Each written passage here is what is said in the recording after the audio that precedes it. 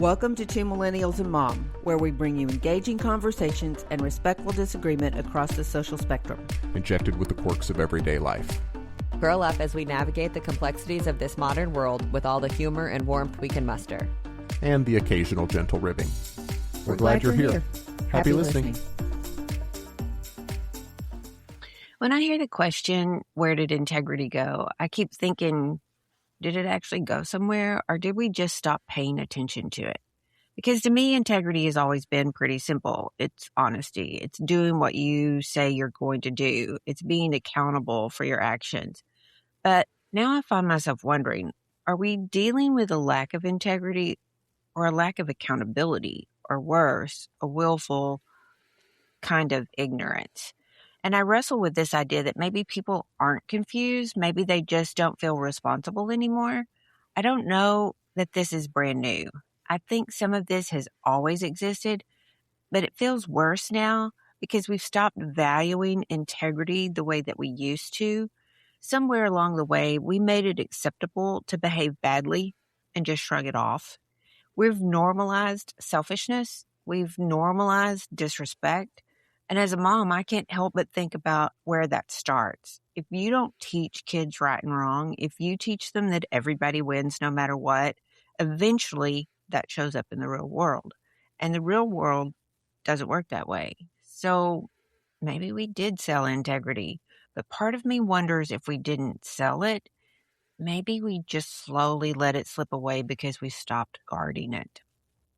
What I keep coming back to is it feels like we expect to be rewarded for having integrity now. Like, aren't you proud of me? I won and I didn't even have to cheat. Much. That used to be the baseline, and now it's some sort of flex. And I think part of the problem is integrity just isn't that important to most people anymore. We want accountability for everyone around us, bosses, politicians, corporations, but not necessarily from ourselves. People sign agreements without reading them. They accept terms that they don't understand. Guilty and guilty. I do it myself. Go along with things as long as it's not directly impacting them. And when something goes wrong, it's always someone else's fault. On top of that, we've built this culture of what can I get from you without asking what we're willing to give back.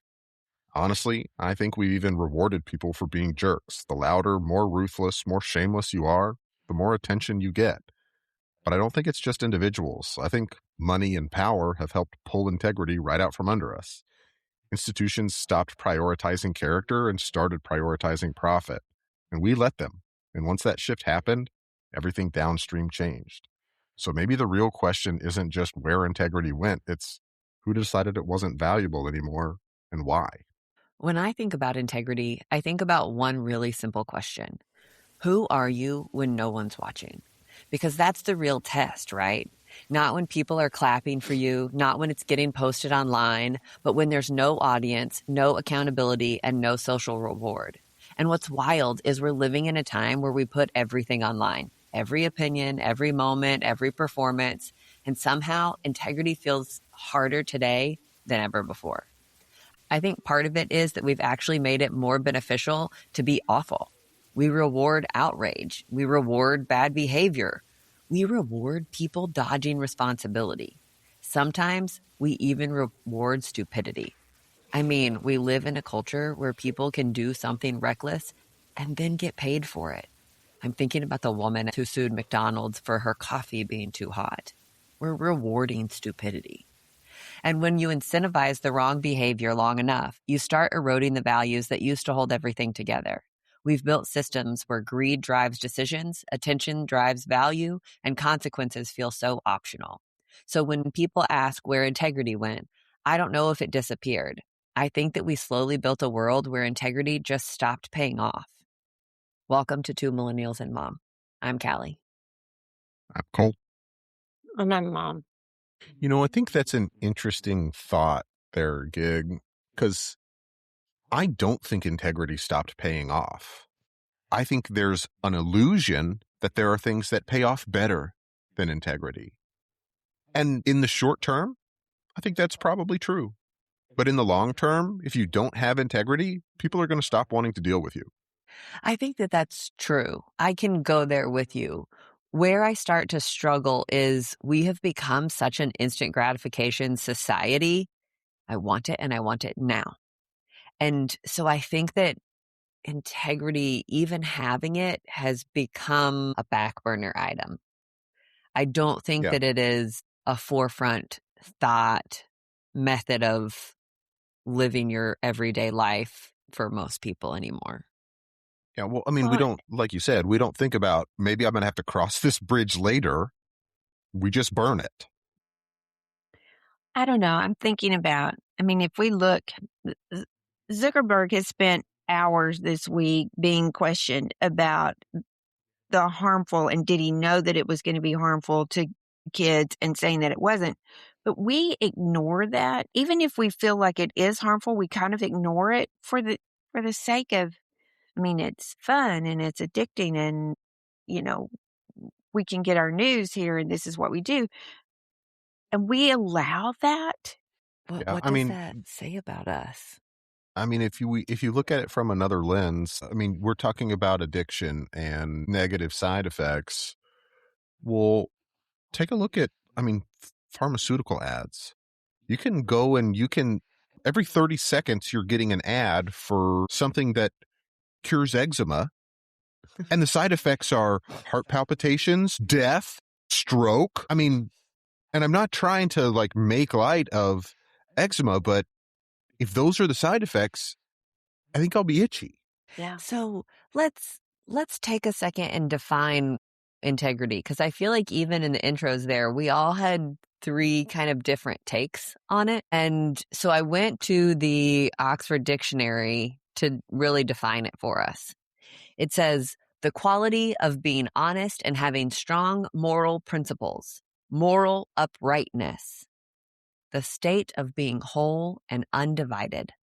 Do you think that we can look at any of our major institutions and say, oh, yes, they are 100% being honest and having strong moral principles? They operate via strong moral principles. It's a crappy question, I know. I mean, I'm sure there are some. I'm sure there are some. I can't name them. I think of Patagonia. That's exactly where I was going, Cal. I think Patagonia has a pretty good philosophy in that they stand beside it. But I mean, even you look at Arizona mean, tea. Do what? Arizona tea. I mean, you look at some of our, the Red Cross even has faced this. Isn't it so sad that we have to have institutions like Charity Navigator and things like that that say, hey, this is a charitable, reputable organization. How reputable are they? We're going to give them a score. We're going to rate them so that you know, because there's a lack of integrity. It's missing. I mean, we've talked about this in an earlier podcast about doing, Yelp reviews on politicians. Mm-hmm. It's, to me, it's kind of the same thing because we don't trust most of our politicians. For good reason. I started to say, even the ones that we've discussed and have kind of hoped for, you kind of look at later and you see something and you think, don't love that. Yeah. Are you, are you being groomed by, money? Big Brother to do this and you've lost your integrity? It's a really tough one. Well, and I think that there's a difference between individual integrity and institutional integrity. And because I think it matters what your values are and how you seek to achieve them, how you seek to play them out. And I don't know that that's different, though, between an individual and a corporation. I think part of it is just a difference in opinion, right? So the 3 of us, again, using just the definition of integrity, all had different views on it. And so that metric of how we participate with integrity looks different on all 3 of us. Our end goal is to act with integrity, but the method of which we get there is different. And so then I think that if you take each of the three of us individually and look at our individual integrity versus the integrity that we try and maintain on this podcast, I think that those are a little bit different. I think that there's nuance. I think that's fair. That's not to say that one or all three of us are totally wrong or totally off course, or we're trying to hold somebody in and rein them back in because they're just wild. But I think that it's the method in which we work to achieve those goals that makes the difference between institutional and individual. The Interesting. shared burden, if you will, I think. So we talked about it being sold. Did we sell it? Yes. Yeah. I mean, and I think that there is a potential for a little bit of nuance here, because I think part of it is that we as a society sold it, but I also think part of it is that it kind of got sold out from underneath us. I think both are true. I Yeah, think I part mean- of us was us being lazy, kind of like Mom was talking about a minute ago. We have given it up for the sake of faux camaraderie and convenience. Well, this is easier. This is more fun. This is more socially acceptable. I'm just going to go with the flow here. I'm not going to make waves. I'm just going to go with the flow. And I think some of it was, like Cole said, taken right out from underneath us. I mean, and I think that makes us as individuals responsible for it, but that's having integrity. I'm thinking Catch about 22. Walter Cronkite, and y'all probably don't remember anything. I'm sure you've heard some stories of his, but he was a news anchor, and almost everybody in America respected him. And if he said it, we believed it, and you could bank on it. And if you look at news media today, you don't have that kind of voice anymore. No. Well, because we don't have news anymore. I think that that's part of it. I think that we as a culture are driven by greed, by money, by clicks, by virality. I mean, you could sit here and think that whoever it is, let's throw a couple of people out. You could think that Oprah is the best interviewer and the best sharer of news and getting down to the nuts and bolts of things, or Joe Rogan, or Scott Pelley. I mean, you could think any of these people are the very best at what they do. But they all have a slant. They all lean one way or another. So does And they all monetize it. And they monetize it. Does bias affect your integrity, or does integrity It certainly stand? can. I think that, Mom, I think it goes back to that book that we read ages ago, which I still think I need to read again. It's The Hidden Biases of Good People.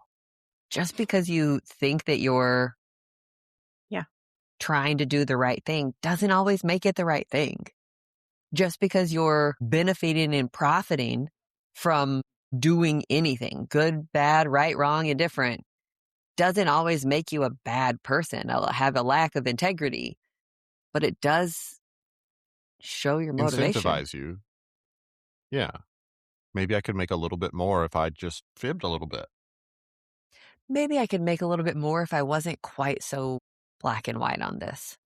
I mean, Mom and I just recently finished watching The Newsroom with Jeff Daniels, which I know we've talked about on several occasions.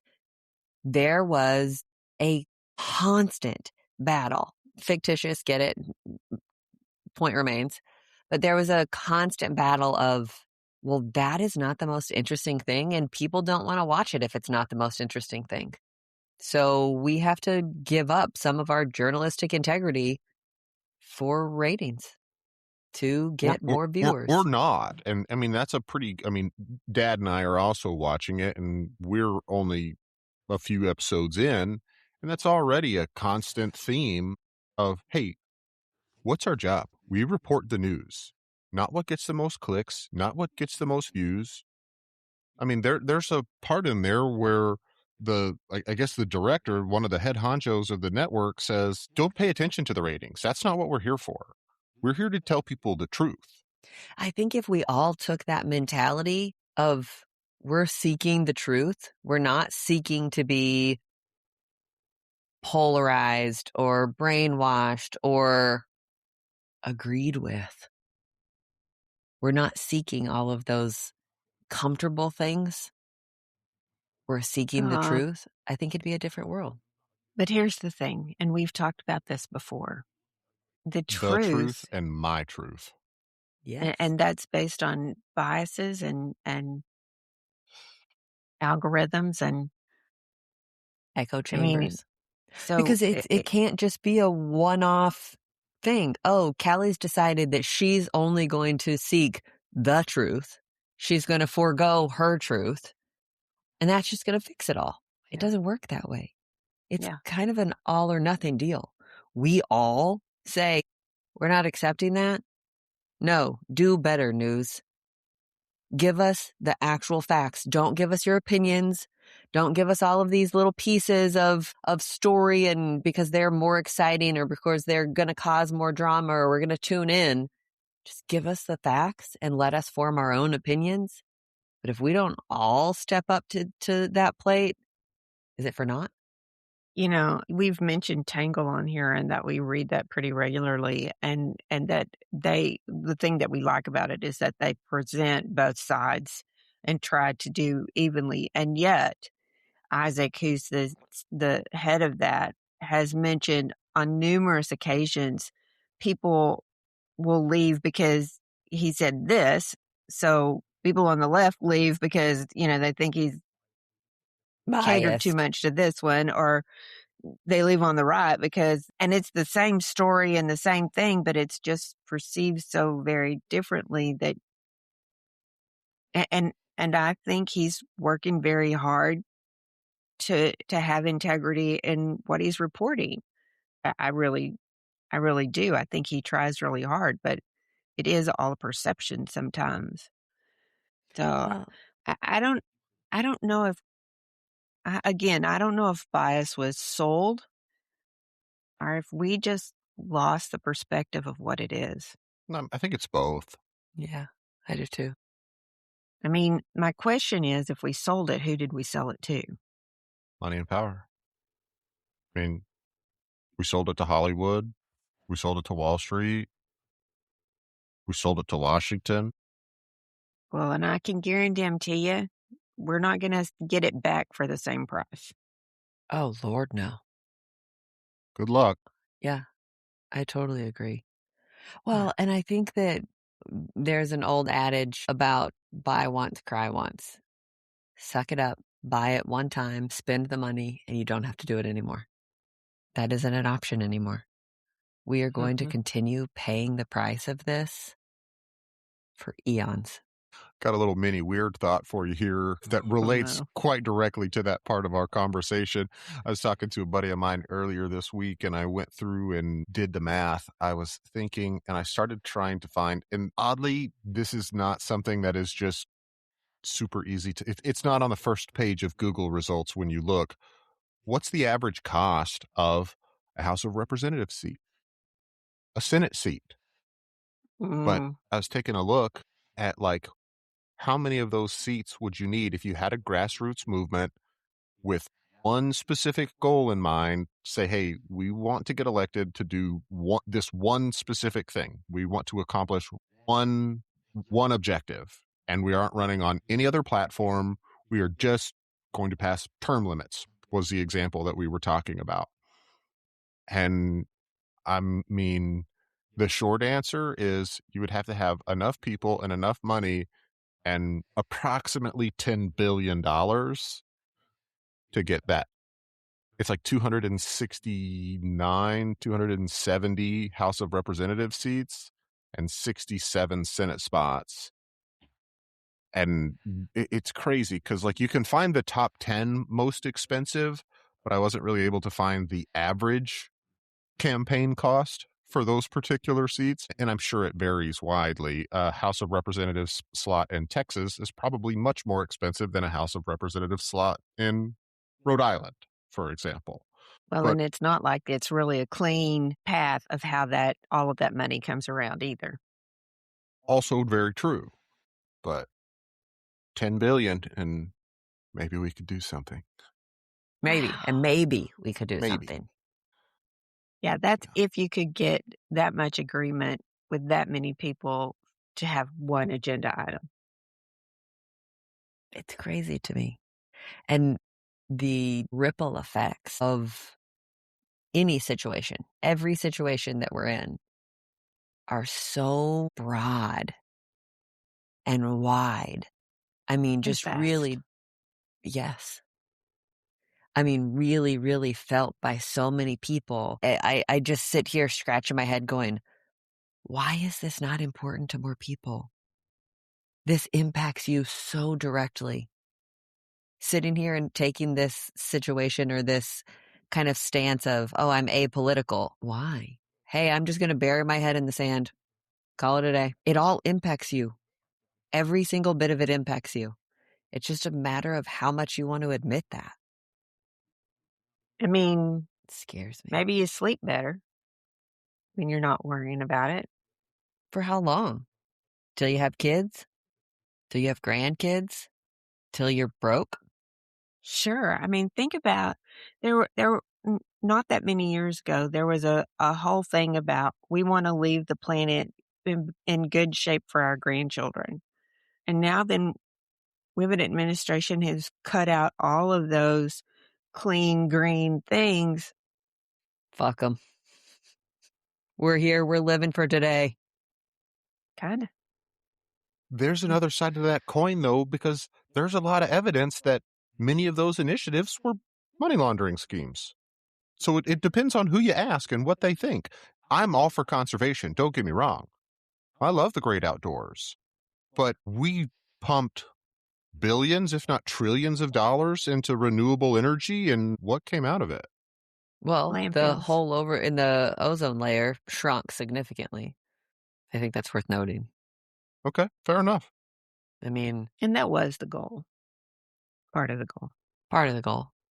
I mean, But Cole, I think that brings up, I mean, you have something that probably needs to be addressed.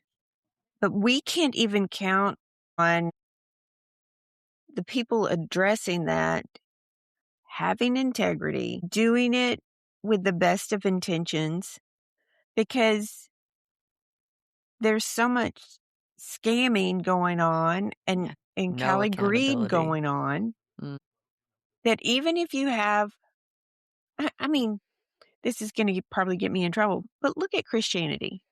I mean, there's a lot of good things about Christianity. And there's a lot of bad things. I mean, there've been a lot of people killed over Christianity. I'm reading an American history book and it's talking about, the Spanish, and they didn't like the Lutherans, and this one didn't like the Jews, and that one didn't like the Christians. And it was all just this whole battle over beliefs. Was it? And the part that really cracked me up was you get the priest and the friars, and they're all, yeah, we got to get rid of these people. And you're like, wait a minute, what happened? What To your happened to the belief tenants system. in the? Yeah, to the. Did you read what he said? Yeah, and I'm not. I mean, every religion has done it. Every religion has done it, and so it's just like you can't trust anything. Nothing is exactly what it seems, and you wonder, you have to question if anything comes from a real heart and a real place of integrity. Yeah, so I mean, kind of counter argument, is that just human nature? Do we want to hold people to too high of a standard? Why is that a bad thing? Well, if they're incapable of it, Why? you can't. Why are they incapable of it? It's their nature. Like we talked about last week, you can't judge a fish on its ability to climb a tree. I mean, I get what he's saying. That's not the argument that I want to be on the side of personally, but I mean, I think it's a valid question. Agreed. But we're not fish. Right. We're people. But We're are we holding people to a standard that on average they can't achieve? I think that, yes, we are holding people to an average of a standard that we cannot achieve because we have been so freaking lazy at not teaching anybody how to be held accountable. We have done So this do you to think it ourselves. was different historically? Do you think 100 years ago, just the average person had more integrity? Yes, I do. What about 500 years ago? Cole, don't put me on the spot about history. I cannot handle it. I mean, but that's the point that I'm trying to make here. Like, Has it okay, yeah, changed that much? we're referencing the greatest generation, something that we perceive, this group of people that we perceive as having this great moral integrity, the saviors of the known world at this point. But what about all of the other people that they were fighting at the time? They're not part of the greatest generation, but they are. I mean, they were born at the same time. They were part of a different culture, part of a different society. I think that we have stoked the flames of greed since the beginning of time. I want more. I want different. I want better. I think I personally am guilty of that too. I That's kind of want the point more. I'm making. I get it.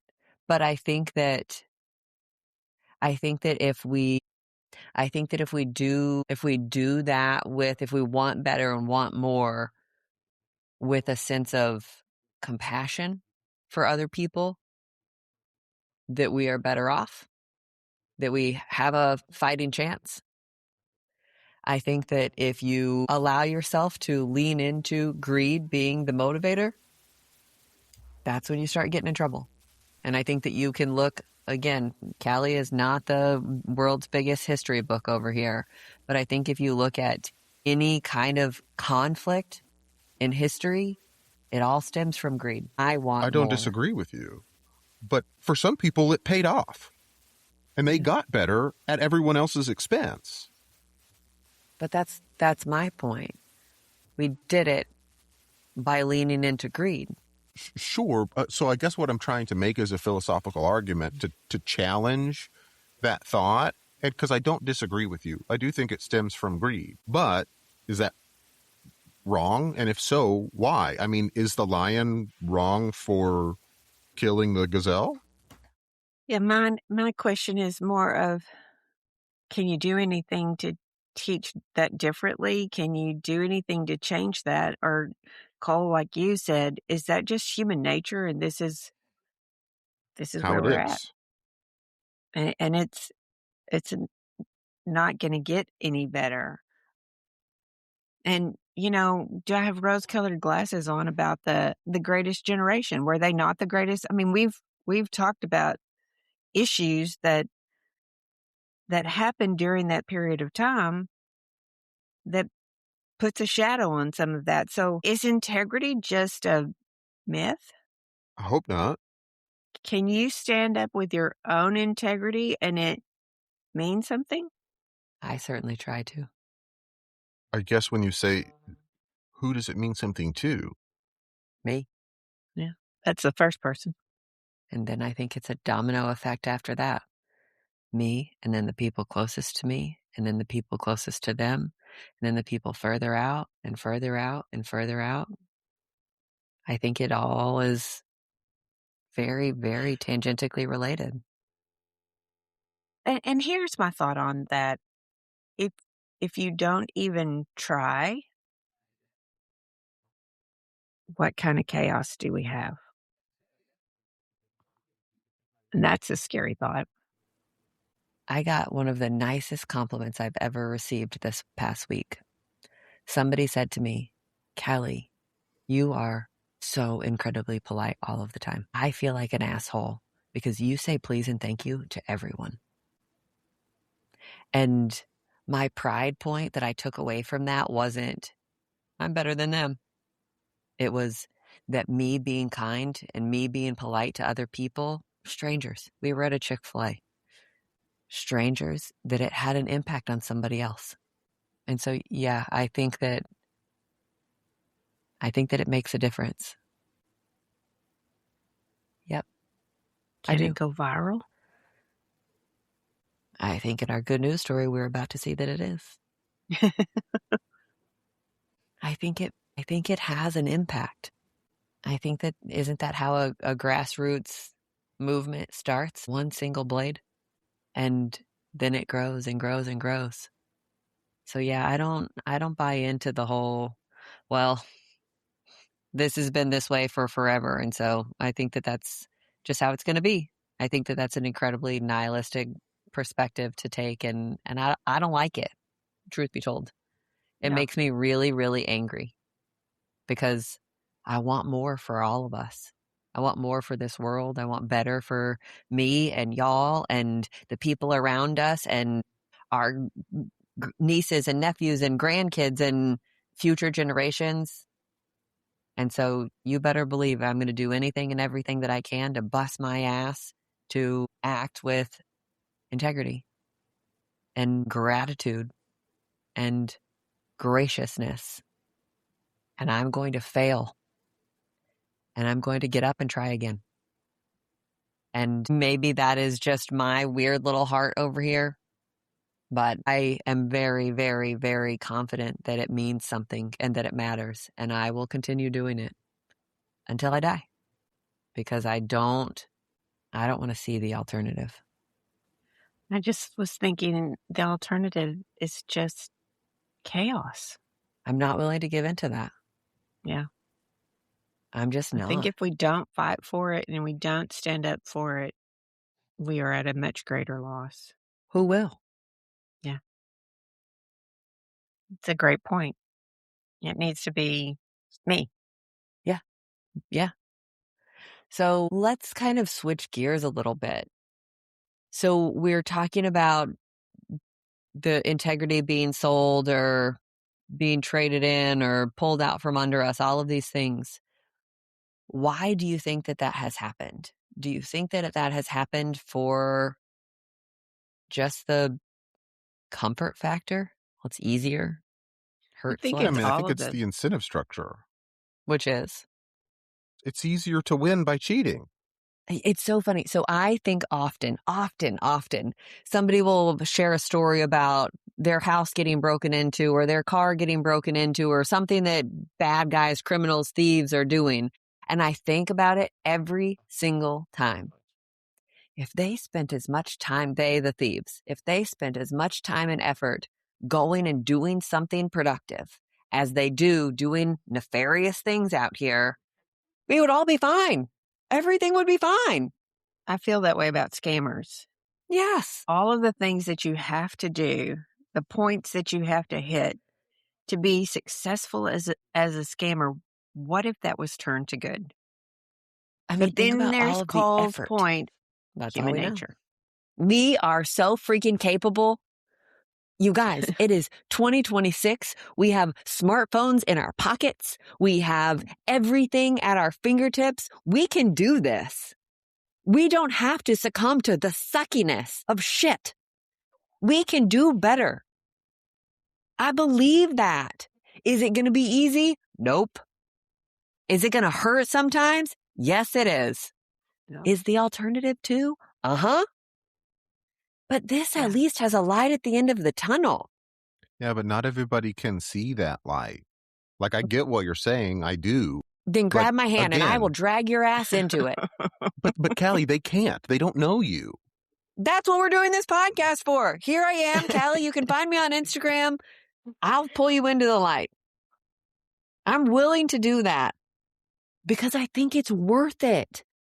But I understand what you're saying. But Callie, you can't do that for 8 billion people. I can sure as shit try. So you can I start with understand, one. but it's like that's math, right? You know, if I do it for 2 other people and then those people each do it for 2 other people and then all of a sudden everything compounds. Like that's opportunity. And that's not opportunity for me selfishly to make the world a better place because Callie made the world a better place. That's opportunity for the world to be a better place for all of us.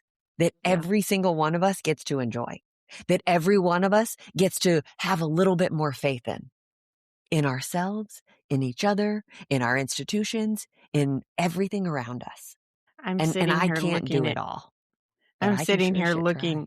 I just feel like y'all are on opposite ends of this spectrum here. Cole's like, nope, can't be done. And Callie's like, yes, it can be done. I want it to be done. That's the thing. Like, I want that. Then don't fight it. That's all I ask. I'm not even trying to fight it. I'm just trying to call out in that chain, there's going to be someone who takes advantage of it. Of course that's there being is. realistic. It's not fighting it. I try and act with integrity myself. Sure. I try and do the right thing for the people around me. Am I always successful? Am I always perfect? Of course not. But I try and act with integrity. I try and hold myself accountable. I expect other people to do the same thing. Very rarely do they do it. But there is power and safety in numbers. And so the more people that we can recruit to just even look for the good, even seek out the good and the beneficial and the better, the more opportunity we have to, when I screw up and totally bomb, they say, Callie, that sucked. You did a bad job. Let's get up. Let's go do it again. Let's try. But I have when to we're say, sitting Cole, here spending all of this time on, well, it's just going to be really hard. Well, it's really not. Let's have a whole philosophical debate on it. Like, you're not wrong about any of it. Yeah. But why spend the effort and the energy talking about why you're not wrong when we could be doing more, being better, being kinder, trying? You know what I mean? I have to say, I think your hope is better than mine and Cole's dismay. I'm telling you, I'm grabbing your hands and I'm pulling you to the light, and I'm fine to do it. Just don't fight me. I have to. It is within my nature to do so because, and I don't say this to be mean or rude or anything like that. I think that's its own version of sticking your head in the sand. Oh, I don't know. I don't think so. I think that's optimism, Cole. And that It's is rose-colored not, glasses. that's not our No, I don't buy that. wheelhouse. It's not rose-colored glasses. I don't believe that at all. I am not sitting here saying the world is so good, it is going to be great. I'm just saying, what can we make it into? That's not rose-colored Let's glasses. do better. That's optimism. Rose-colored glasses is insinuation that it's not real, not wanting more. Again, I'd rather have the optimism than the pessimism. Well, the optimism will move the needle in the right direction. The pessimism never will. And I'm more prone to the pessimism, I think. I don't think that that's unacceptable. I don't think that that's something that can't be managed. It means I have to change that, though. So when I use the analogy of grabbing you by the hand and pulling you to the light, I think that there's a difference of saying, Callie, where are we going, versus digging your heels in and saying, I'm not going. I do. Yeah. And I think that is a choice that you as an individual, not you, Cole, but you, everybody understood you, all have to make and say, I don't get it. I don't see the light. But if you think that it's there, I'll go. Versus, nope, I don't think it's there. Definitely not going. And I'm going to make it harder for you in the process.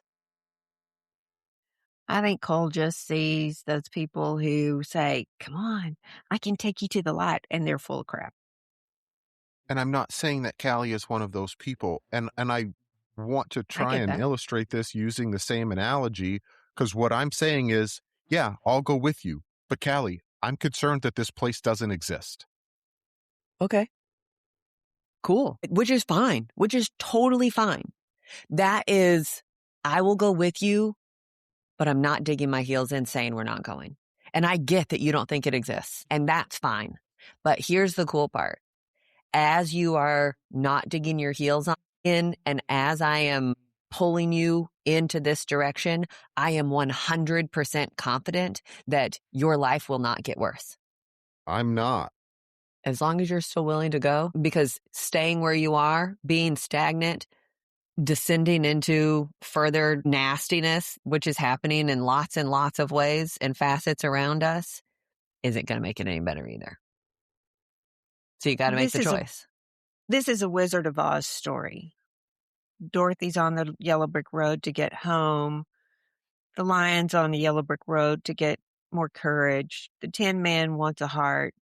And then they find out that the wizard is all fake. But in the course of the journey, they've each discovered that they have the things. But it's not a good time. It's that they had the things that they were wanted. seeking in the first place. So, oh my gosh, am I Dorothy? Come on, guys, let's go. Maybe. It's cool that I've never thought of you in that role before, but maybe. Me neither. I'm sure we can find you. I don't know if we can find you some red glittery shoes, but we could probably find some pink ones. I'm not going with pink, but I'm sure, I am certain that you can find some sparkly red slippers. okay, we'll be looking for them for our journey. So speaking of The Wizard of Oz, which just had, how old is that at this point?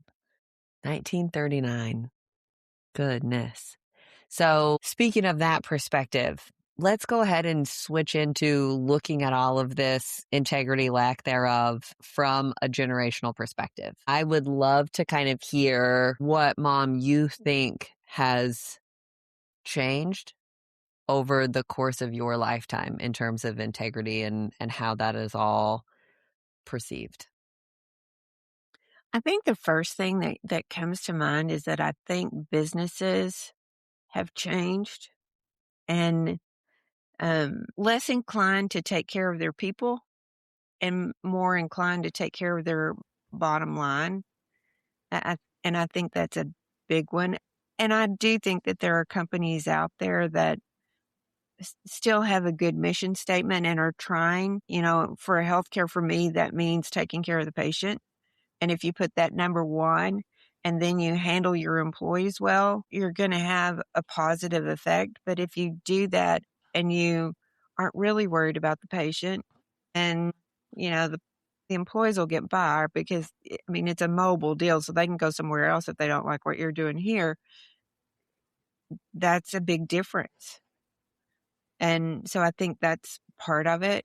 I think, and we've kind of talked about this before, and I may be wrong. I'm not convinced that I'm right, but my perception is that we used to be united in our, I don't want to really call it patriotism, but in our nationality, in believing that we had a good message and that we had a good mission and that we were trying to promote that.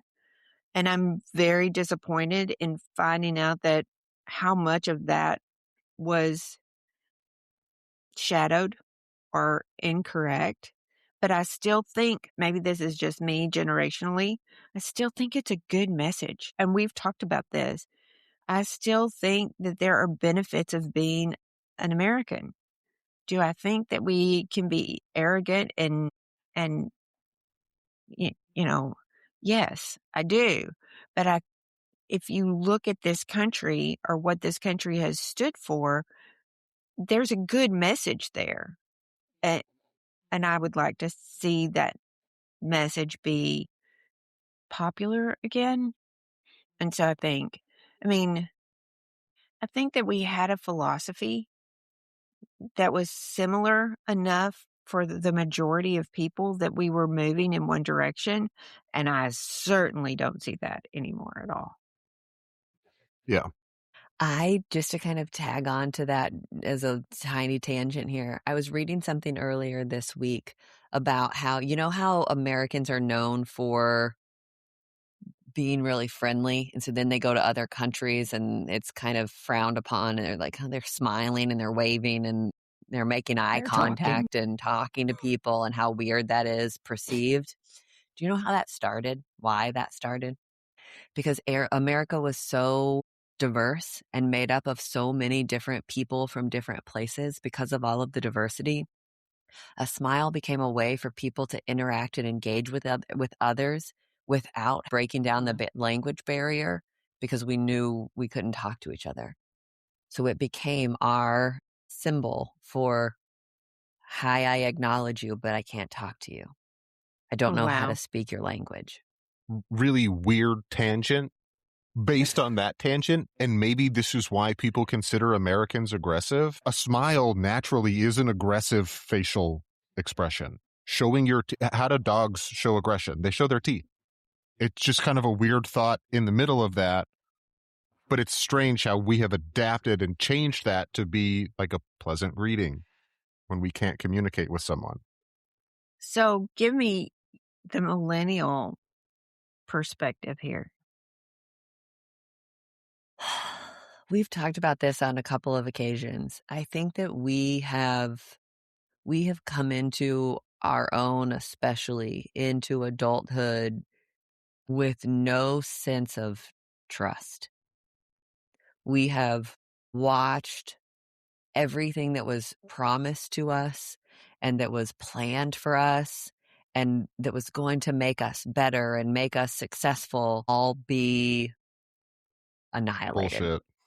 Totally and completely non-existent. And I think that in and of itself leaves many of us calloused. I can't trust anything. I can't trust anybody. I'm completely on my own, figuring this out myself. I don't trust anything anybody says because it is all bullshit. Even though that was not your experience, it certainly has only been ours.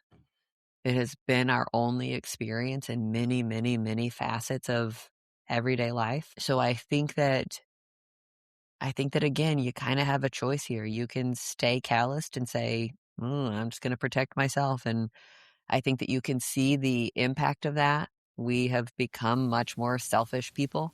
It is my greatest pet peeve being somewhere, God forbid, a grocery store. And it's like every other person is the only person in the grocery store. They don't have any spatial awareness or recognition that there's somebody else on the aisle with them.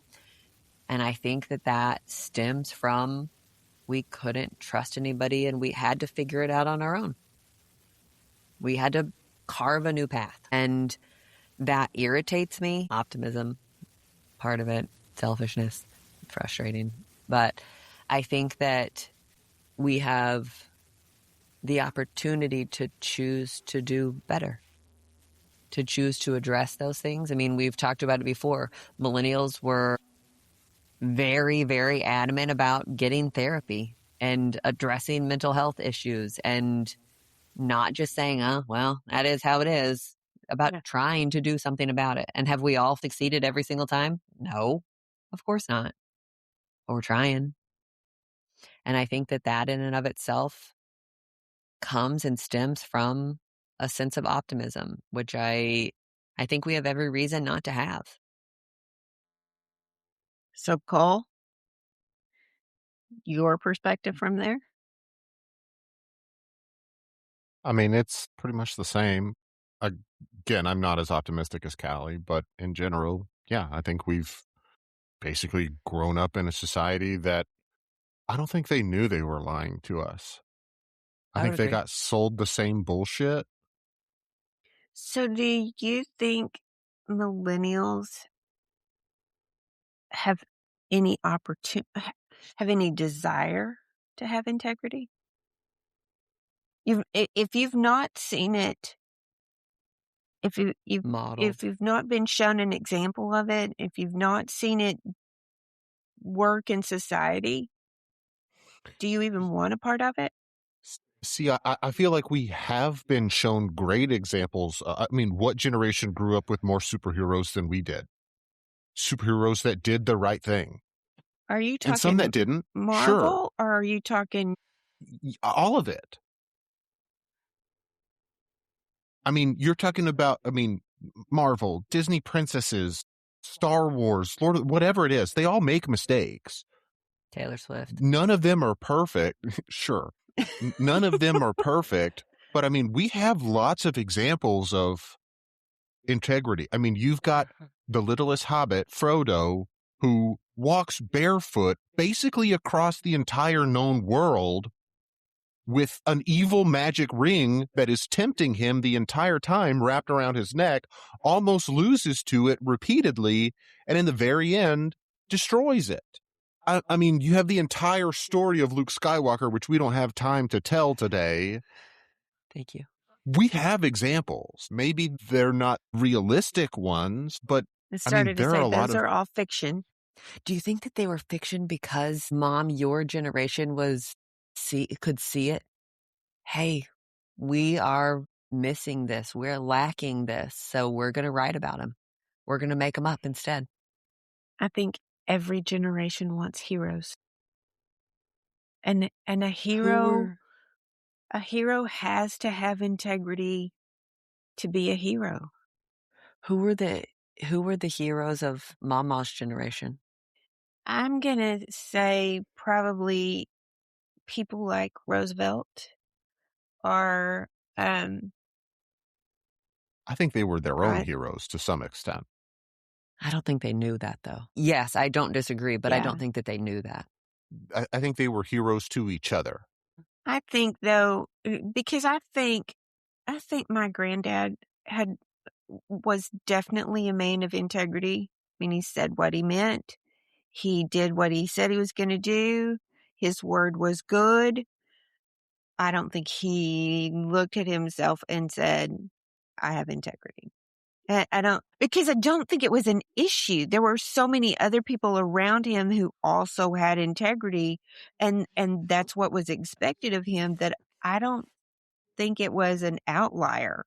Why do you think so many of those people had and behaved that way? I think because it was a different time and people were not wealthy for the most part. I mean, there were exceptions, but the majority of people were middle class, lower class. They had to rely on themselves. And so, I mean, you look at that generation, like you talk about being the great generation and what they went through. I mean, there's 2 world wars in there, and to their understanding, that was the fate of the world rested on them. They had to go. They had They to were their own heroes. That's what I'm saying. but they didn't. I don't think you could ask any of those men who served in World War II and they would come back and say, oh yeah, I was a hero. I don't think they would. That's the point. And maybe that's a part of integrity, is that you don't recognize. You don't do it for the recognition. You don't do it Yeah. because it makes you a hero. You do it because it's right. It wasn't about the money. It was about because it was the right thing to do. And maybe we've been misled on what is the right thing to do. I don't think we've been misled on what is the right thing to do. I think that we have watched the wrong thing get rewarded over and over and over again.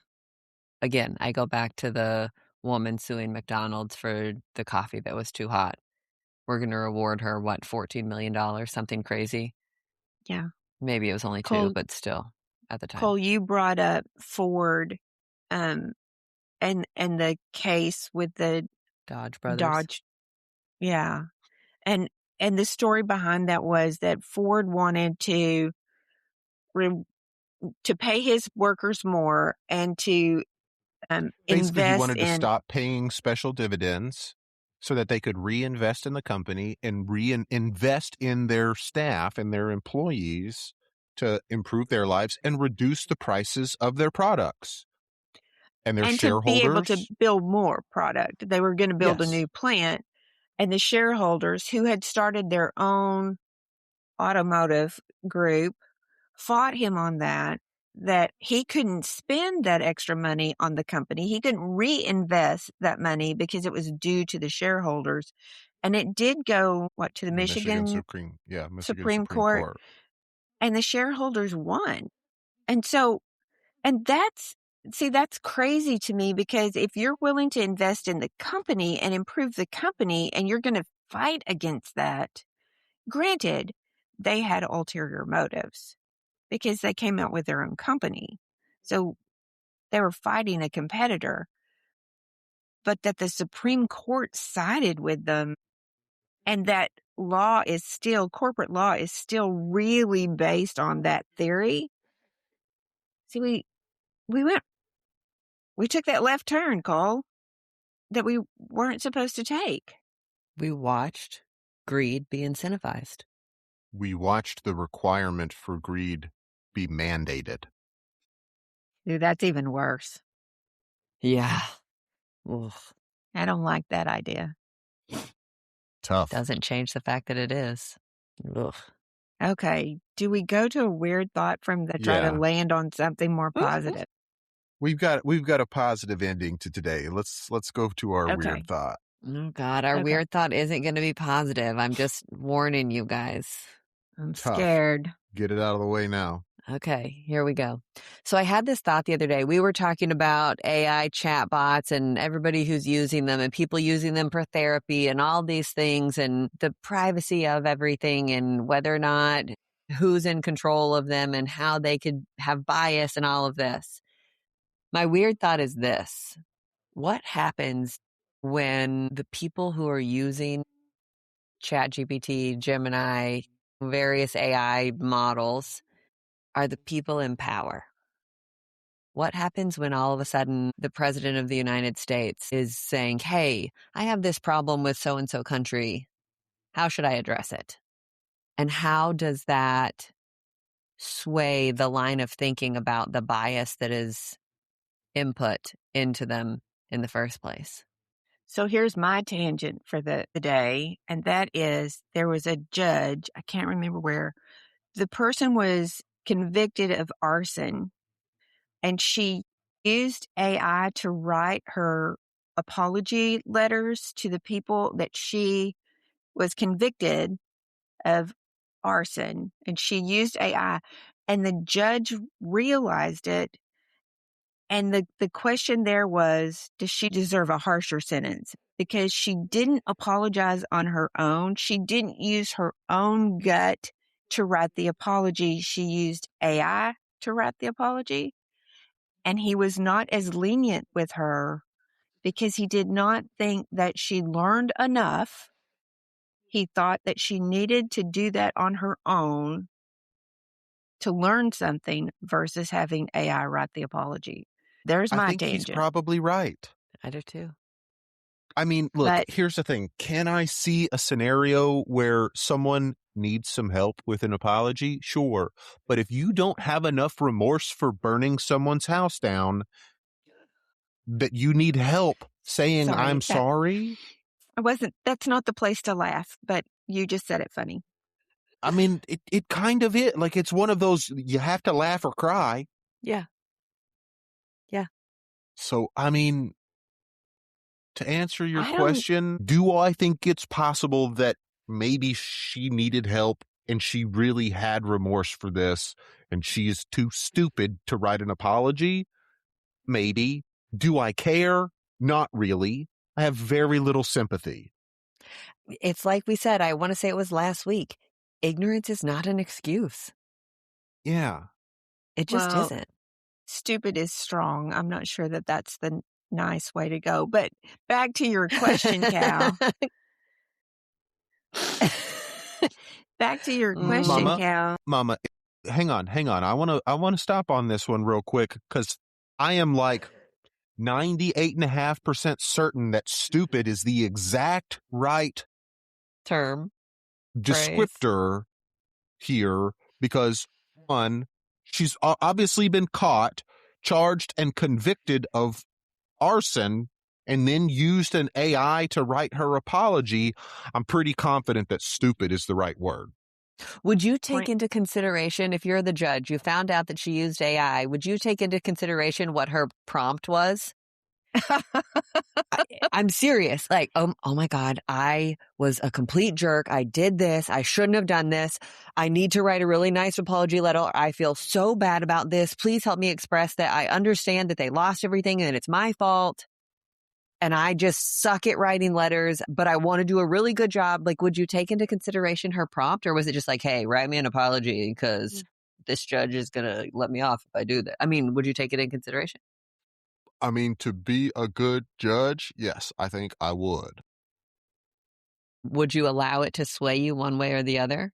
Super regretful, remorseful versus, whatever. The prompt, I think it could come into play. I still, as a judge, would be like, hey, this is not really how you go about doing this. I understand that you feel remorse. I still think you're not seeing We've the got point some lessons here. to learn here. Yeah. Okay. So back to, do I want someone in power using AI to increase their power is the question, right? To be perfectly honest with you, I'm pretty sure it's already happening and probably has been for a while. Hey, I need to write a bill that says X, Y, and Z. I need to make sure that I give a couple of concessions to A, B, and C, and I am really hard on 1, 2, and 3, but help me write this bill. You know what? I might could tolerate that. Okay, so here's the thing. That's been happening for forever. That's what staffers do. Yeah, he has a point. Staffers, yes. But that's where I started considering the actual bias and input that could be used and leveraged from the chat makers in the first place, could be programmed into this. But those staffers are already going to have their own biases, and a large language model is just a compilation of basically everything they've already done. So it has their inherent biases already. Yes, but is there not any kind of point where you sit there and go, okay, we know Callie and her bias. We can take that into consideration when she's giving this advice, but we don't necessarily know that of Sam Altman. Okay, we already know that attorneys are getting in trouble for having AI draft lawsuits. I mean, again, this is something, it's already happening. We're already doing that and have been. If you think the United States government does not have access to some of, if not the most powerful generative AI on the face of the planet, you're wrong. We're already doing it. So my brain went immediately to a visual of seeing Trump sitting there going, I want Greenland. Tell me how to get it. Yeah. I'm curious. I don't know that it's quite that direct, but I would be willing to bet that Donald Trump went to a joint chief somewhere and said, hey, what's it going to take for us to get Greenland? And that chief went to the Pentagon and went to all of his colonels and said, hey, tell me what it's going to take. President Trump wants Greenland. And you know what they did? They went to the basement and they punched it into their supercomputer and they said, what's the best way for us to get Greenland? And it spit out 75 plans. They picked the best 3 and took them to him. I don't think you're wrong. That's just how it works. We've been doing that since the 50s. Okay. We definitely need a good news story. Yeah, hit us with one, please. Oh my gosh. This is kind of fun. This guy is from Katy, Texas. His name is David Dominguez, and he travels around Texas to different farmers markets looking for vendors that don't have any people standing there, that aren't doing business. They're just sitting there. And then he has Ray-Ban Meta glasses, and he walks up to them and asks them about their product and takes samples and generally buys something and often gives them a pretty good tip, which really makes them love him all the more. Then he goes back and posts that to an account. Well, he's got several accounts. His Instagram is Going Out with Chungi and David's POV for TikTok and YouTube. And he promotes that POV vendor. underscore. Underscore. You're right. David's POV underscore on TikTok and YouTube. And he promotes that vendor to his 141,000 followers on Instagram. And the response has just been amazing. So he had done this for somebody called Dawn's Jerky, and they woke up that morning with their phones just going crazy, and they kind of panicked. They thought something bad had happened. Crashed their only website. To find out they're getting orders from everybody. People are just going, hey, we want something. We want, and I mean, they got international orders. So he goes in and he promotes these quiet, not getting anything on to his followers. People are loving it. They're jumping on the bandwagon. They're doing all of this. And I mean, he's even extending that into mom and pop restaurants. So for restaurants that are, on the brink. Solo dates. The people say again? Solo dates. And he's promoting these with the use of Meta glasses. And I mean, the guy got laid off in 2025 and decided this was just something that he could start doing. And he starts doing it. And not only have his accounts exploded, but the people that he's promoting have exploded. And it's just, I mean, it's the coolest thing.